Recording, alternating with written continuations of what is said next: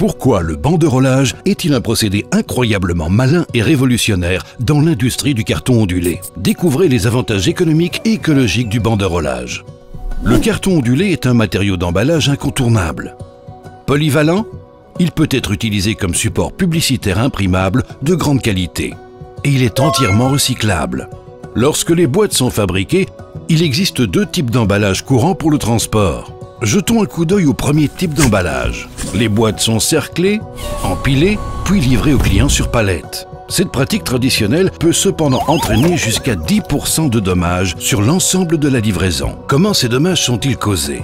Les boîtes extérieures sont abîmées par le cerclage en plastique dur et serré, et l'impression de qualité est rayée et endommagée. La plupart du temps, les clients sont contraints de s'en débarrasser, sans qu'elles aient rempli leur fonction.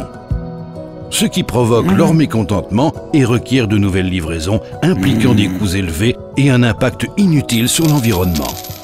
Le banderolage constitue ici un avantage décisif. Les piles sont regroupées en douceur par une bande large et souple, ce qui évite des dommages au niveau de la pile et réduit à 0% la part des nouvelles marchandises à éliminer. Mais le banderolage ne sert pas uniquement à prévenir des dégradations. Il permet également de serrer étroitement les piles et de les aligner parfaitement. Sur la palette, cela se traduit par un volume global plus faible, ce qui contribue à réduire les coûts de transport et de stockage. La fin de la surproduction réduit le temps de fabrication, ce qui se traduit par une augmentation de la capacité allant jusqu'à 10%. Dans l'ensemble, il en résulte une augmentation de la production pouvant atteindre 20% selon les estimations. Examinons à présent le deuxième type d'emballage courant. Les boîtes non liées sont emballées dans des boîtes de transport supplémentaires, puis expédiées sur des palettes. Cela engendre non seulement un accroissement de la charge de travail, mais également un volume de cargaison inutile, sans oublier une grande quantité de déchets.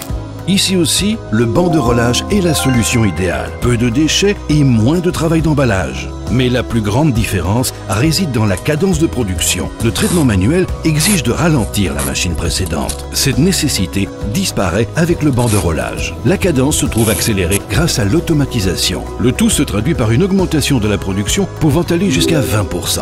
Passer au banderolage signifie également une baisse des coûts grâce à la réduction des déchets, une amélioration de l'empreinte carbone et une clientèle satisfaite. ATS Unique Bending. Pour vous, pour vos clients, pour l'environnement.